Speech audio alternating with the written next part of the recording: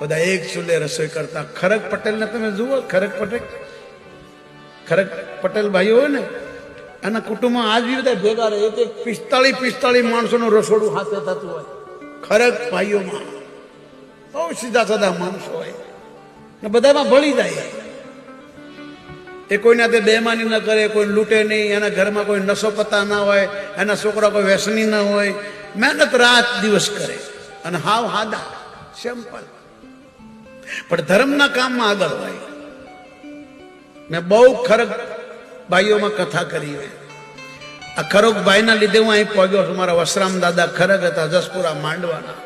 એને બહુ કથાઓ કરાવી. ગુંદરડા, મહુવા, જસપુરા, લગભગ 30-35 કથા કરાવી. બધા એક ચૂલે રસોઈ કરતા. ખરગ પટેલ ને તમે જુઓ, ખરગ પટેલ ભાઈઓ હોય ને, એના કુટુંબમાં આજ બી બધા ભેગા રહે. એક 45 માણસોનું રસોડું હાથે થતું હોય. ખરગ ભાઈઓમાં બહુ સીધા સાધા માણસો હોય ને બધામાં ભળી જાય. એ કોઈના તે બેમાની ન કરે, કોઈ લૂંટે નહીં, એના ઘરમાં કોઈ નશો પતા ના હોય, એના છોકરા કોઈ વ્યસની ના હોય.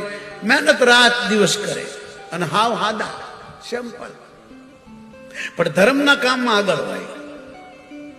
મેં બહુ ખરગ ભાઈઓમાં કથા કરી હોય.